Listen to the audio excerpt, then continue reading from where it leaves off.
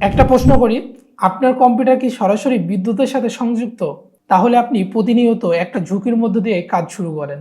আপনি কি একটা বিষয় কখনো খেয়াল করেছেন? আমরা হাজার হাজার টাকা দিয়ে র্যাম এবং এসএসডি দুইটাই আপডেট করি, কিন্তু একটা ছোট ডিভাইস না থাকার কারণে মুহূর্তের মধ্যে বড় একটা ক্ষতির সম্মুখীন হতে পারি আমরা। ধরুন আপনি ভিডিও এডিট করছেন, গুরুত্বপূর্ণ প্রজেক্টের কাজ করছেন, আপনার প্রজেক্টে 90% কাজ করা শেষ, কিন্তু ঠিক সেই মুহূর্তে বিদ্যুৎ চলে গেল, স্ক্রিন ব্ল্যাক, পিসি বন্ধ। এখন শুধু কাজটাই হারালেন না, আপনার ডাটা, সফটওয়্যার, এমনকি হার্ডওয়্যার ঝুঁকির মধ্যে পড়ে গেল।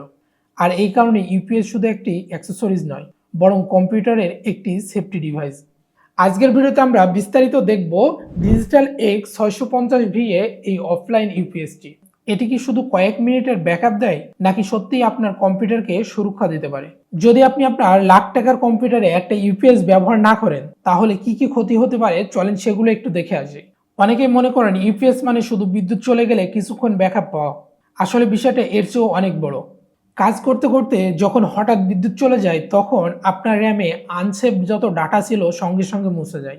অফলাইন ডকুমেন্ট বানাচ্ছেন, ভিডিও এডিটিং করছেন, গ্রাফিক ডিজাইন করছেন, 1 সেকেন্ডে সব হারিয়ে যেতে পারে। দ্বিতীয়ত, হঠাৎ বিদ্যুৎ চলে যাওয়ার কারণে আপনার কম্পিউটারের অপারেটিং সিস্টেম ক্র্যাশ করতে পারে। উইন্ডোজ চলাকালীন সময়ে হাজার হাজার ফাইল পড়া ও লেখা হয়।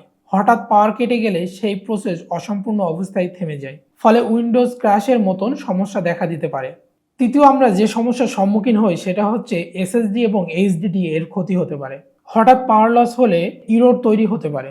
দীর্ঘদিন যদি এভাবে চলতে থাকে, তাহলে আপনার কম্পিউটারে একটা বড় সমস্যা হতে পারে। চতুর্থ, আমরা যে সমস্যার সম্মুখীন হতে পারি সেটা হচ্ছে পাওয়ার সাপ্লাই ড্যামেজ। বাংলাদেশে শুধু বিদ্যুৎ যাওয়াই সমস্যা নয়, বিদ্যুৎ আসার সময় অনেক ক্ষেত্রে ভোল্টেজ স্পাইক তৈরি হয়। এই স্পাইক পাওয়ার সাপ্লাইয়ের উপর অতিরিক্ত চাপ সৃষ্টি করে। আমি যে সমস্যার কথাগুলো বললাম, সেই সমস্যাগুলো ছাড়াও অনেক বড় ধরনের সমস্যার সম্মুখীন আমরা হতে পারি। আপনার মাদারবোর্ড সহ কম্পিউটারের অন্যান্য যন্ত্রাংশ বড় ক্ষতির সম্মুখীন হতে পারে। একবার দুইবারে কিছু হবে না, কিন্তু বছরের পর বছর এমন চলতে থাকলে হার্ডওয়্যারের লাইফ স্প্যান কমে যেতে পারে। এখন আমরা এই ডিজিটাল এক্স ইউপিএস এর ওভারভিউটি এক নজরে দেখে নিব। এই সমস্যাগুলো সমাধানের জন্য ডিজিটাল এক্স নিয়ে এসেছে তাদের 650 VA অফলাইন ইউপিএস। বর্তমানে এটি বাংলাদেশের বাজারে অন্যতম জনপ্রিয় বাজেট ইউপিএস এর মধ্যে একটি। বিশেষ করে হোম ইউজার, স্টুডেন্ট, ফ্রিল্যান্সার এবং অফিস ইউজারদের জন্য এর চাহিদা বেশি। ডিজাইনের দিকে তাকালে খুব বেশি প্রিমিয়াম কিছু মনে হবে না, তবে ডিজাইনটা বেশ প্রিমিয়াম ফিল দিবে আপনাকে। সামনে পাওয়ার বাটন, এলইডি ইন্ডিকেটর দেওয়া আছে, ভিতরে কুলিং ফ্যান, বডি তৈরি করা হয়েছে শক্ত প্লাস্টিক দিয়ে। হাতে নিলে যথেষ্ট মজবুত অনুভব হয়। এটি এমন একটি ডিজাইন যা একেবারে সেট আপ করার পর বছরের পর বছর ডেস্কের নিচে পড়ে থাকবে। তাই অতিরিক্ত প্রিমিয়াম লুকের চেয়ে এর বিল কোয়ালিটি অনেক বেশি গুরুত্বপূর্ণ। এতক্ষণ আপনারা দেখলেন ওভারভিউ, এখন আমরা দেখব এর ভিতরে আমরা কি কি পাচ্ছি। চলেন একটু দেখে আসি। 650 ওয়াটের capacity, 360 watt load support, low voltage input, AVR technology, 50 থেকে 60 হার্জ ফ্রিকোয়েন্সি সাপোর্ট। অনেকে আপনারা ভিএ নিয়ে কনফিউজ হন। 650 VA মানে কিন্তু 600 ওয়াট নয়। বাস্তবে এটি সর্বোচ্চ প্রায় 360 ওয়াট সাপোর্ট করতে পারে। তাই হেভি গেমিং পিসি এর জন্য এটা ডিজাইন করা হয়নি, বরং এটি অফিস পিসি এবং সাধারণ ডেস্কটপের জন্য। এভিআর কি, কেন গুরুত্বপূর্ণ?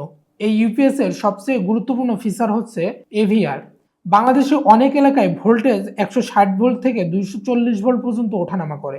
এই ওঠানামা সরাসরি কম্পিউটারের জন্য ক্ষতিকর। এভিআর সেই ভোল্টেজকে স্টেবিলাইজ করার চেষ্টা করে, ফলে আপনার কম্পিউটার তুলনামূলক নিরাপদে থাকে। এখন প্রশ্ন হচ্ছে, আমরা কতক্ষণ ব্যাকআপ পাবো এই ইউপিএস থেকে? যদি আপনার পিসি হয় কোর i5 অথবা কোর i3, 22 থেকে 24 ইঞ্চি মনিটর, তাহলে সাধারণত 10 থেকে 20 মিনিট ব্যাকআপ পাওয়ার সম্ভাবনা থাকে। যদি শুধু রাউটার চালান, তাহলে আরও বেশি সময় চলবে। তবে মনে রাখবেন, ইউপিএস জেনারেটর নয়। এর কাজ পুরো দিন কম্পিউটার চালানো নয়, এর কাজ আপনাকে নিরাপদে কাজ সেভ করার সুযোগ দেওয়া। এখন এসে এই ইউপিএসটি কাদের জন্য সব থেকে ভ্যালু ফর মানি হবে। আমি বিশেষভাবে এই ইউপিএসটি তাদের জন্য সাজেস্ট করব, যদি আপনি একজন student, office user, freelancer, video editor, graphic designer.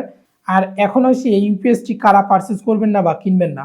আপনি যদি আরটিএক্স গ্রাফিক্স কার্ড ব্যবহার করেন, হেভি গেমিং করেন, হাই এন্ড ওয়ার্ক স্টেশন ব্যবহার করেন, তাহলে 650 VA আপনার জন্য যথেষ্ট হবে না। আপনার জন্য কমপক্ষে 1000 ভোল্টেজ বা 1200 ভোল্টেজের ইউপিএস বিশেষভাবে বিবেচনা করা উচিত হবে। এখন আসি এই ইউপিএস এর সব থেকে ভালো দিক আমি কি পেয়েছি। এই ইউপিএসটা আমরা দীর্ঘদিন ধরে ব্যবহার করছি আমাদের পিসিতে। এই ইউপিএস ব্যবহার করে আমি ভিডিও এডিটিং এর মতন হেভি কাজগুলো করে থাকি। এখন আসি এই ইউপিএসটি ব্যবহার করার ক্ষেত্রে আমরা কোন কোন দিক সব থেকে ভালো পেয়েছি। বাজেট ফ্রেন্ডলি একটি ইউপিএস, এভিআর রয়েছে, লো ভোল্টেজ সাপোর্টেড, সহজে ব্যবহার করা যায়, কম্প্যাক্ট ডিজাইন, অফিস ও বাসার জন্য উপযুক্ত, ডাটা লস কমায়, ভোল্টেজ আপ এবং ডাউন হলে সেটাও নিয়ন্ত্রণ করতে পারি ইজিলি।